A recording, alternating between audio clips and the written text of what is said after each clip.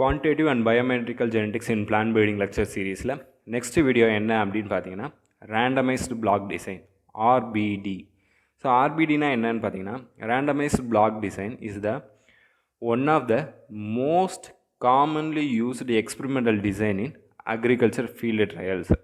So field ட்ரையல்ஸில் காமனாக use பண்ணக்கூடிய ஒரு டிசைன் ஆஃப் எக்ஸ்பெரிமெண்ட் அப்படின்னு பார்த்தீங்கன்னா ஆர்பிடி தான். ஸோ ரேண்டமைஸ்டு பிளாக் டிசைன் தான். எப்படி வந்துட்டு லெபார்ட்ரி இல்லை க்ரீன் ஹவுஸு இந்த மாதிரி கண்ட்ரோல்டு என்வரான்மெண்ட்டில் சிஆர்டி காமனாக யூஸ் பண்ணுறோமோ அதே மாதிரி ஃபீல்டு ட்ரையல்ஸை பொறுத்தளவுக்கு ஆர்பிடி யூஸ் பண்ணுவாங்க. Okay, so in this design experimental units are grouped into blocks based on known sources of variability, example fertility gradient, and treatments are randomly assigned within each block. So இந்த டிசைனை பொறுத்தளவுக்கு experiment யூனிட்ஸை வந்துட்டு grouped into பிளாக்ஸாக grouping பண்ணுறோம். எதை பொறுத்து அப்படின்னு பார்த்தீங்கன்னா வேரியபிலிட்டியை பொறுத்து. என்ன மாதிரி வேரியபிலிட்டி? ஃபார் எக்ஸாம்பிள் நம்ம ஃபீல்டுன்னு போயிட்டோம்னா அதில் கண்டிப்பாக ஃபெர்டிலிட்டி கிரேடியன்ட் டிஃப்ரென்ஸ் வரும். ஃபெர்டிலிட்டி கிரேடியன்ட்னா என்ன? ஒரு ஃபீல்டு இருக்குன்னா அந்த ஃபீல்டு எல்லாமே ஒரே மாதிரி ஹோமோஜீனஸாக இருக்க போகிறதில்ல. கண்டிப்பாக அது என்னவாக தான் இருக்கும்? ஹெட்ரோஜினஸாக இருக்கும். ஹெட்ரோஜினஸ்னால் என்ன? வேரியபிலிட்டி இருக்கும். இப்போ ஃபார் எக்ஸாம்பிள் ஃபெர்டிலிட்டி ஸ்டேட்டஸை பொறுத்தளவுக்கு ஒரு இடத்துல நல்ல ஹை ஃபெர்டிலிட்டி இருக்கலாம், இன்னொரு இடத்துல லோ இருக்கலாம், இன்னொரு இடத்துல ஹை இருக்கலாம், இன்னொரு இடத்துல மீடியமாக இருக்கலாம். ஸோ இந்த மாதிரி டிஃப்ரெண்ட் வேரியபிலிட்டியில் இந்த மாதிரி வேரியேஷன்ஸ் இருக்கலாம். ஓகே, டிஃப்ரெண்ட் டிகிரிஸில் இந்த மாதிரி வேரியேஷன் இருக்கலாம்.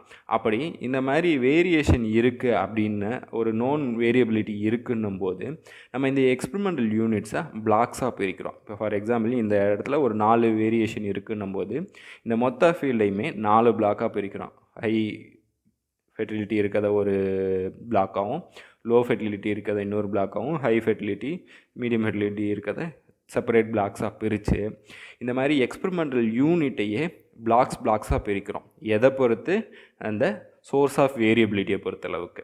ஓகே, ஸோ இதே மாதிரி moisture content, soil moisture content பொறுத்து நம்ம வேரியபிலிட்டி வருது, வேரியேஷன் வருது, டிஃப்ரென்ஸ் வருதுன்னா இந்த மாதிரி நம்ம குரூப்ஸாக பிரிக்கலாம். ஸோ அந்த மாதிரி ஏதாச்சும் ஒரு நோன் சோர்ஸ் ஆஃப் வேரியபிலிட்டி இருக்குது அப்படின்னு கன்ஃபார்மாக தெரிஞ்சிச்சுன்னா கண்டிப்பாக அதை பேஸ் பண்ணி எக்ஸ்பெரிமெண்டல் யூனிட்ஸை குரூப்பாக பிரிக்கலாம். இப்போ வேரியபிலிட்டி தெரியலன்ற பட்சத்துக்கும் நம்ம என்ன பண்ணுறோம்னா நார்மலாக ஆர்பிடி டிசைன் போகும்போது இந்த எக்ஸ்பெரிமெண்டல் யூனிட்ஸை பிளாக்ஸாக பிரிப்போம். Okay, and then treatments are randomly assigned within each block. So ஒவ்வொரு பிளாக்லேயும் ட்ரீட்மெண்ட்ஸை வந்து ரேண்டமாக அசைன் பண்ணுவோம். ஸோ ரேண்டம் ட்ரீட்மெண்ட்னும் போது நம்ம பொறுத்தளவுக்கு ஜீனோடைப்ஸு, அந்த ஜீனோடைப்ஸை நம்ம ரேண்டமாக ஒவ்வொரு பிளாக்லேயும் அரேஞ்ச் பண்ணுவோம். ஓகே, ஸோ நம்மளோட எக்ஸ்பெரிமெண்டல் டிசைன்ஸை பொறுத்தளவுக்கு, அதாவது பேசிக்ஸ் பிரின்சிபல்ஸை பொறுத்தளவுக்கு நம்மளுக்கு 3 விஷயம் இருக்கும்: ரெப்ளிகேஷன், ரேண்டமைசேஷன் அண்ட் லோக்கல் கண்ட்ரோல்னு சொல்லிட்டு.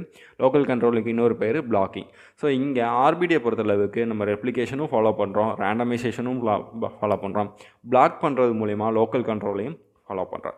இதே இது நம்ம சிஆர்டி எக்ஸாம்பிள் எடுத்துக்கிட்டோம்னு வச்சுக்கோங்க, அதில் என்ன பண்ண மாட்டோம்னா குரூப்பிங் பண்ண மாட்டோம், லோக்கல் கண்ட்ரோல் பண்ண மாட்டோம். எது மட்டும்தான் பண்ணுவோம் அப்படின்னு பார்த்தீங்கன்னா ரெப்ளிகேஷன் ஃபாலோ பண்ணுவோம், ரேண்டமைசேஷன் ஃபாலோ பண்ணுவோம். ஆனால் அங்கே குரூப்பிங் பண்ண மாட்டோம், அதாவது பிளாக்கிங்கோ லோக்கல் கண்ட்ரோல் பண்ண மாட்டோம். ஏன் அப்படின்னு பார்த்தோம்னா அங்கே எக்ஸ்பெரிமெண்டல் யூனிட் வந்துட்டு ஹோமோஜீனஸாக இருக்கும், இங்கே எக்ஸ்பெரிமெண்டல் யூனிட் ஹெட்ரோஜீனஸாக இருக்கிறதுனால இந்த பிளாக்கிங் பண்ணிட்டு ரேண்டமைசேஷனும் ரெப்ளிகேஷனும் ஃபாலோ பண்ணுறோம். ஸோ ஆர்பிடியை பொறுத்தளவுக்கு அந்த பேசிக் பிரின்சிபல், எக்ஸ்பெரிமெண்டல் டிசைனோட பேசிக் பிரின்சிபலான ரெப்ளிகேஷன், ரேண்டமைசேஷன், லோக்கல் கண்ட்ரோல் 3மே ஃபாலோ பண்ணுவோம். Okay, the purpose of blocking is to reduce environmental variation and improve the accuracy of treatment comparison. So நம்ம எதுக்காக இந்த லோக்கல் கண்ட்ரோல் பண்ணுறோம், பிளாக்கிங் பண்ணுறோன்னா கண்டிப்பாக எதுக்காக தான் பார்த்தீங்கன்னா இந்த என்வரான்மெண்ட்னால வரக்கூடிய வேரியேஷன், அந்த என்வரான்மெண்ட்னால வரக்கூடிய எரரை ரெடியூஸ் பண்ணி நம்மளோட ட்ரீட்மெண்ட் கம்பேரிசன், அதாவது ஒரு ஜீனோடைப்பை கம்பேர் பண்ணுறோன்னு வச்சுக்கோங்க, ஒரு 2-3 ஜீனோடைப்பை கம்பேர் பண்ணுறோன்னா அந்த ஜீனோடைப்போட கம்பேரிசனில் இருக்கக்கூடிய அக்யூரஸியை இம்ப்ரூவ் பண்ணுறதுக்காக இந்த பிளாக்கிங் பண்ணுறோம். ஓகே, ஸோ இதோட லேஅவுட்டை பொறுத்தளவுக்கு இந்த the entire experimental area is divided into r blocks or replication. அப்படின்னா என்ன அர்த்தம் அப்படின்னு பார்த்தோம்னா number of replication equal to number of blocks. So எத்தனை ரெப்ளிகேஷன்ஸ் இருக்கோ அத்தனை பிளாக்ஸாக பிரிக்கிறோம். ஓகே, இப்போ நம்ம வந்துட்டு 3 ரெப்ளிகேஷன் இருக்குது அப்படின்னா அந்த எக்ஸ்பெரிமெண்டல் யூனிட்டை 3 பிளாக்ஸாக பிரிப்போம்.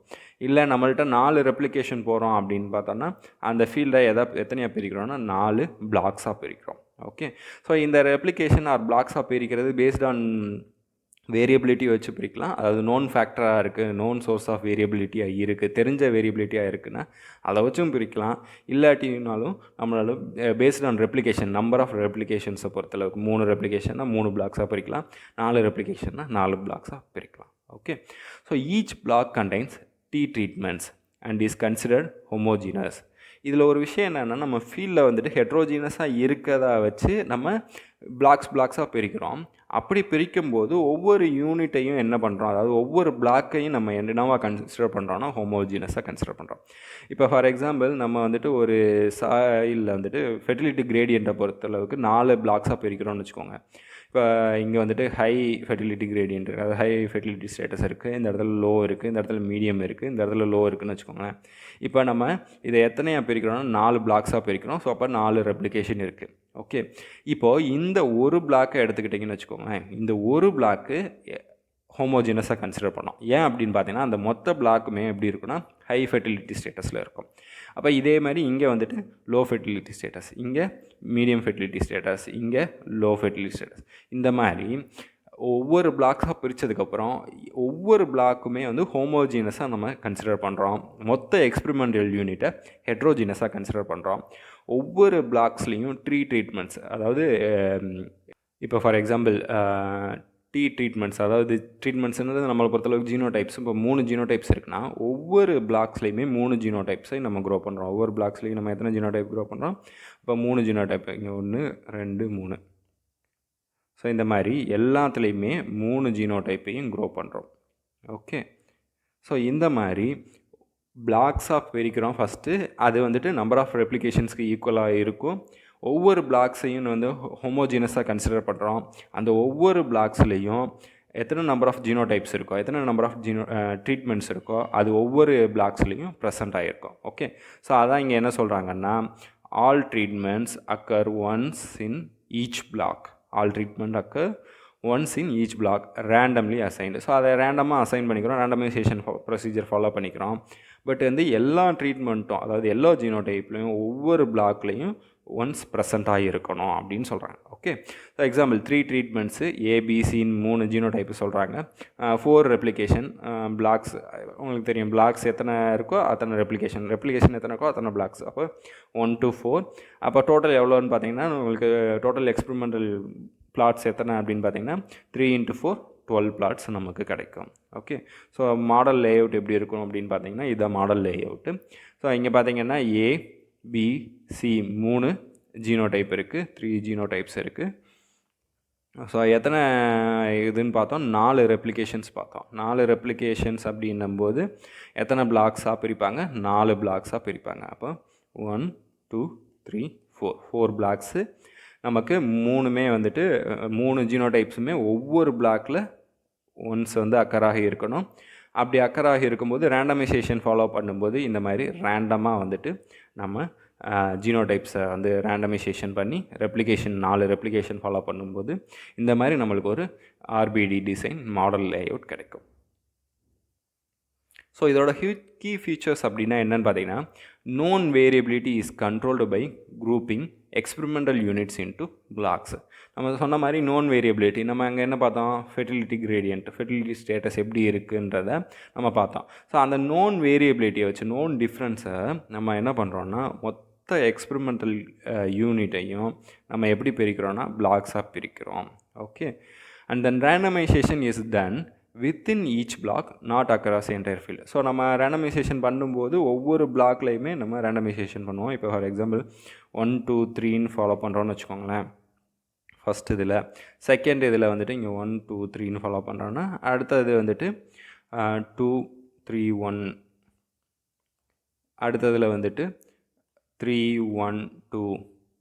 ஓகே, ஸோ இந்த மாதிரி ஒவ்வொரு பிளாக்ஸுக்குள்ளேயும் என்ன பண்ணுறோன்னா ரேண்டமைசேஷன் பண்ணுறோம். ஸோ ஆனால் மொத்த ஃபீல்டுக்கு அதை கன்சிடர் பண்ணுறதில்ல, ஒவ்வொரு பிளாக்ஸுக்குள்ளேயும் நம்ம என்ன பண்ணுறோம், ரேண்டமைசேஷன் பண்ணுறோம். Okay, and then every treatment appears once in each block. நம்ம முதலே சொல்ல மாதிரி ஒவ்வொரு, இப்போ 3 ட்ரீட்மெண்ட் இருக்குது, 3 ரெப்ளிகேஷன் இருக்குன்னா அந்த 3 ஜீனோடைப் இருக்குன்னா அந்த 3 ஜீனோடைப்பும் ஒவ்வொரு பிளாக்லேயும் ஒன்ஸ் ப்ரெசென்ட் ஆகியிருக்கணும். ஓகே, நம்ம இங்கே பார்த்த மாதிரி 3மே எங்கே ப்ரெசென்ட் ஆகிருக்கு, ஃபஸ்ட்டில் இங்கேயும் 3 ப்ரெசென்ட் ஆகிருக்கு, இங்கேயும் 3 ப்ரெசென்ட், அதே மாதிரி இங்கேயும் ப்ரெசென்ட் ஆகியிருக்கும். Okay. And then each block acts as a replication. நம்ம முதல்ல சொன்ன மாதிரி number of replication equal to number of blocks. Okay. So எத்தனை பிளாக் இருக்கோ, எத்தனை ரெப்ளிகேஷன் இருக்கோ அத்தனை பிளாக்ஸாக இருக்கும். ஸோ இதோட அட்வான்டேஜஸ் பார்க்கும்போது controls known environmental variation effectively. So நமக்கு தெரியும் நோன் வேரியேஷன் இருக்குது, நோன் டிஃப்ரென்ஸ் தெரிஞ்ச ஒரு விஷயம் இருக்குது, ஃபெர்டிலிட்டி ஸ்டேட்டஸில் டிஃப்ரென்ஸ் இருக்குது, இல்லை சாயில் மாய்ஸ்டர் கண்டென்ட்டில் டிஃப்ரென்ஸ் இருக்குது அப்படின்னும் போது நமக்கு தெரிஞ்சிருச்சுன்னா அந்த தெரிஞ்ச என்விரான்மெண்டல் வேரியேஷனை நம்ம ஈஸியாக கண்ட்ரோல் பண்ண முடியும். ஸோ எஃபெக்டிவ்லி இதில் கண்ட்ரோல் பண்ண முடியும். ஓகே. மோர் ப்ரிசைஸ் தென் சிஆர்டி இன் நான் ஹோமோஜீனஸ் கண்டிஷன். ஸோ நம்ம பார்த்தோம் சிஆர்டி என்ன மாதிரி கண்டிஷனில் யூஸ் பண்ணுவோம், ஹோமோஜீனஸ் கண்டிஷனில் யூஸ் பண்ணுவோம். எல்லாமே கண்ட்ரோல்டு என்விரான்மெண்ட்டாக இருக்கும். பெட்ரி டிஷ்ஷோ இல்லை ஒரு பாட் கல்ச்சர்லேயோ அந்த மாதிரி ஒரு கண்ட்ரோல் என்விரான்மெண்ட்டில் சிஆர்டி நம்ம யூஸ் பண்ணுவோம், ஹோமோஜீனஸாக இருக்கும். பட் ஆர்பிடியை பொறுத்தளவுக்கு நம்ம ஃபஸ்ட்டே பார்த்துட்டோம் ஹெட்ரோஜீனஸ் கண்டிஷனில் இருக்கும். ஸோ அப்போ நம்ம ஹெட்ரோஜீனஸ் கண்டிஷனுக்கு வந்துட்டு சிஆர்டி சூட்டபுளாக இருக்காது. அப்போ நம்ம ஆர்பிடி யூஸ் பண்ணிப்போம். ஸோ அது மோர் ப்ரிசைஸாக இருக்கும். Okay. And then provides unbiased estimate of treatment effects. So நம்ம இப்போ வந்துட்டு 2 ஜீனோடைப்பை கம்பேர் பண்ணுறோம், இல்லை 4-5 ஜீனோடைப்பை கம்பேர் பண்ணும்போது ஸோ அதை ப்ராப்பராக எஸ்டிமேட் பண்ணி அன்பயஸ்டாக எஸ்டிமேட் பண்ணுறதுக்கு நமக்கு இந்த ஆர்பிடி யூஸ் ஆகும். Okay. And then suitable for field experiments with moderate variability. So நம்ம பார்த்த மாதிரி ஆர்பிடி ஃபீல்டு எக்ஸ்பெரிமெண்ட்டுக்கு ரொம்ப சூட் ஆகும். ஸோ வேரியபிலிட்டி நோன் வேரியபிலிட்டியாக மாடரேட் வேரியபிலிட்டியாக இருந்தால் ரொம்ப சூட்டபுளாக இருக்கும். ஸோ இதோட லிமிட்டேஷன்ஸை பொறுத்தளவுக்கு requires equal number of treatments in each block. So இதோட ஃபஸ்ட்டு லிமிட்டேஷன் என்ன அப்படின்னு பார்த்தோன்னா, நம்ம பிளாக்ஸாக பிரித்ததுக்கப்புறம் இப்போ 3 ஜீனோடைப் இருக்குன்னா 3 ஜீனோடைப்புமே ஈக்குவலாக எல்லா பிளாக்ஸ்லேயும் ப்ரெசென்ட் ஆகிருக்கிறோம். ஓகே. ஸோ கூட குறைய இருந்தால் இந்த ஆர்பிடி அவ்வளோ எஃபெக்டிவாக இருக்காது. ஸோ அப்போ கண்டிப்பாக வந்துட்டு equal number of treatments in each block. So அப்போ இங்கே ஒவ்வொரு பிளாக்லேயும் 3 ட்ரீட்மெண்ட்னா 3 ஜீனோடைப்னா எல்லா பிளாக்லேயும் 3 ஜீனோடைப் கண்டிப்பாக ப்ரெசென்ட் ஆகிருக்கணும். Okay. And then missing data complicates analysis. So இப்போ ஏதோ ஒரு டேட்டா நமக்கு மிஸ் ஆகுது. இப்போ ஃபார் எக்ஸாம்பிள் நம்ம இந்த இடத்துல ஒரு ஜீனோடைப் நம்ம க்ரோ பண்ணுறோம். ஃபார் எக்ஸாம்பிள் அங்கே ஒரு G3ன்ற ஜீனோடைப் க்ரோ ஆகுதுன்னு வச்சுக்கோங்களேன். ஸோ இங்கே மொத்தம் எத்தனை ரெப்ளிகேஷன்ஸ் இருக்குது? 1 2 3 4 பிளாக்ஸ் இருக்குது. இப்போ 4 ரெப்ளிகேஷன். இப்போ 4வது ரெப்ளிகேஷனில் இப்போ ஒரு ஏதோ ஒரு ரீசனால் இங்கே இருக்க G3 க்ரோ ஆகலை, இல்லை ஏதோ ஒரு மாடு மேய்ஞ்சிட்டு போயிடுது. அப்போ நம்மளால் இந்த இடத்துல என்ன பண்ண முடியாதுன்னா டேட்டா எடுக்க முடியாது. So missing data. அப்படி மிஸ்ஸிங் டேட்டான்னு வரும்போது இந்த ஆர்பிடி அனலைசிஸ் பண்ணுறது கஷ்டம். பண்ண முடியும், மிஸ்ஸிங் டேட்டாவை வச்சு ஆர்பிடி அனலைசிஸ் பண்ண முடியும். அதுக்கு தனி ப்ரொசீஜர் இருக்குது. நார்மல் ஆர்பிடி அனலைசிஸ் இல்லாமல் ஆர்பிடி அனலைசிஸ் வித் மிஸ்ஸிங் டேட்டான்னு ஒன்று இருக்குது, பண்ண முடியும். பட் காம்ப்ளிகேட் ஆகும், அனலைசிஸ் காம்ப்ளிகேஷன் ஆகும். Okay. And then less efficient when within block variation is high. அப்படின்னா என்ன அப்படின்னு பார்த்தோன்னா, நம்ம ஃபஸ்ட்டே ஃபீல்டை 4ஆக பிரிக்கிறோன்னு வச்சுக்கோங்களேன். இப்போ இந்த 4ஆக பிரிச்சுருக்கோம். 4 பிளாக்கை பிரிக்கிறது சாயில் ஃபெர்டிலிட்டி ஸ்டேட்டஸை வச்சு தான் பிரிக்கிறோம். ஸோ ஒரு இடத்துல ஹையாக இருக்குது, இன்னொரு இடத்துல லோவாக இருக்குது, இன்னொரு இடத்துல மீடியமாக இருக்குது, இன்னொரு இடத்துல இதாக இருக்குதுன்னு பிரிக்கும்போது, ஆனால் இப்போ என்னென்னா ஒரு பிளாக் இருக்குதுன்னு வச்சுக்கோங்க. இது ஒரு பிளாக் எடுத்துக்கோங்க. இந்த இடத்துல இருக்கக்கூடிய இந்த ஒரு பிளாக்கை நான் இங்கே இது பண்ணுறேன்னு வச்சுக்கோங்க. இதை மொத்த பிளாக்காக நம்ம என்ன பண்ணுறோன்னா ஒன்றா பிரிக்கிறோம். ஆனால் இந்த பிளாக்குக்குள்ளேயே அந்த ஒரு பிளாக்குக்குள்ளேயே சாயில் ஃபெர்டிலிட்டி ஸ்டேட்டஸில் டிஃபர் ஆகுதுன்னு வச்சுக்கோங்க. ஒரு இடத்துல ஹை இருக்குது, ஒரு இடத்துல லோ இருக்குது, ஒரு இடத்துல மீடியம் இருக்குது, இன்னொரு இடத்துல ஹை இருக்குது. இது மொத்த ஃபீல்டில் கிடையாது, ஒரே ஒரு பிளாக்கில். அதாவது நம்ம பிளாக்ஸாக பிரித்ததுக்கப்புறம் ஒரு பிளாக்குக்குள்ளேயே இவ்வளோ வேரியேஷன் இருக்குது அப்படின்ற மாதிரி வேரியேஷன் ஹையாக இருக்குன்னா இந்த டிசைன் லெஸ் எஃபிஷியண்ட்டாக மாறிடும். ஏன் அப்படின்னு பார்த்தீங்கன்னா ஆர்பிடியை பொறுத்தளவுக்கு ஹெட்ரோஜீனஸாக இருக்கிறத பிளாக்ஸாக பிரித்து ஒவ்வொரு பிளாக்ஸையும் ஹோமோஜீனஸாக கன்சிடர் பண்ணுறோம். ஓகே, அஸ்யூம் பண்ணிக்கிறோம். ஆனால் அந்த ஹோமோஜீனஸாக கன்சிடர் பண்ணக்கூடிய ஒவ்வொரு பிளாக்ஸ்லேயுமே வேரியேஷன் ரொம்ப அதிகமாக இருக்குது அப்படின்னா இந்த ஆர்பிடி டிசைன் லெஸ் எஃபிஷியண்ட்டாக மாறிடும். ஓகே, ஸோ இதெல்லாமே இதோட லிமிட்டேஷன்ஸ். ஸோ இதோட அப்ளிகேஷன்ஸ் இன் பிளான் பீடிங் என்னென்னு பார்த்தோன்னா widely used in variety trials, hybrid evaluation and yield testing. ஃபீல்டை பொறுத்தளவுக்கு என்ன மாதிரி வெரைட்டி ட்ரையல்ஸ் கண்டக்ட் பண்ணுறோம், ஹைப்ரிட் எவாலுவேஷன் பண்ணுறோம், ஈல்டு டெஸ்டிங் பண்ணுறோம் அப்படின்னு நம்ம எல்லா மாதிரி ஃபீல்டு ட்ரையல்ஸ் பண்ணுறோமோ அதுக்கேற்ற மாதிரி நம்ம ஆர்பிடி டிசைன்ஸ் யூஸ் பண்ணிப்போம். Best suited for field experiment with known gradients, example soil fertility, moisture. நான் முதலே சொன்ன மாதிரி நோன் வேரியேஷன் இருக்குது, நோன் ஃபேக்டர் தெரிஞ்ச விஷயத்தினால சாயில் வந்து ஹெட்ரோஜினஸாக இருக்குது. அப்போன்னும் போது இப்போ ஃபார் எக்ஸாம்பிள் சாயில் ஃபெர்டிலிட்டினாலேயோ இல்லை மாய்ஸ்டர் கண்டென்ட்னாலேயோ வேரியேஷன் வருதுன்னும் போது நம்ம அதை குரூப்பிங்காக பிரித்து லோக்கல் கண்ட்ரோல் மூலிமா பிரித்து ஆர்பிடி டிசைன் யூஸ் பண்ணும்போது ரொம்ப எஃபிஷியண்ட்டாக இருக்கும். And then ideal when number of treatments is moderate, not too high. So இங்கே முக்கியமான விஷயம் அப்படின்னு பார்த்தீங்கன்னா, இப்போ நம்ம ஆர்பிடி வச்சு நம்ம ஒரு வெரைட்டி ட்ரையல்ஸ் கண்டக்ட் பண்ணுறோம், இல்லை ஒரு ஜெர்ம் பிளாசம் ஸ்க்ரீனிங் பண்ணுறோம், ஒரு எவாலுவேட் பண்ணுறோம் அப்படின்னு வச்சுக்கோங்களேன். அப்போ எத்தனை நம்பர் ஆஃப் ஜீனோடைப்ஸ் போகலான்னு பார்த்தீங்கன்னா 20 ஜீனோடைப்ஸ் வரைக்கும் போனால் இது எஃபெக்டிவாக இருக்கும். ஓகே, 20 ஜீனோடைப்ஸ் போகும்போது இது எஃபெக்டிவாக இருக்கும்.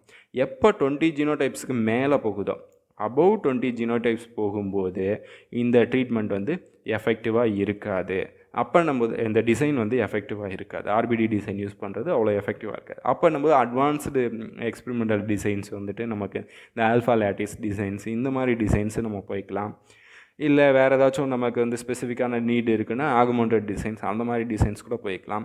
பட் வந்துட்டு நம்பர் ஆஃப் ட்ரீட்மெண்ட்ஸ் வந்து மாடரேட்டாக, அதாவது 20 இருந்துச்சுன்னா 20 இருந்துச்சுன்னா ஆர்பிடி டிசைன் ரொம்ப எஃபெக்டிவாக நம்மளால் எஃபிஷியண்ட்டாக யூஸ் பண்ண முடியும். கம்பேரிசனுக்கு மோர் தென் 20 யூஸ் பண்ணும்போது கண்டிப்பாக என்ன மாதிரி டிசைன்ஸ் போய்க்கலாம்னா அட்வான்ஸ்டு டிசைன்ஸ், இந்த மாதிரி ஆல்ஃபா லேட்டிஸ் டிசைன்ஸ் அதெல்லாம் போய்க்கலாம்.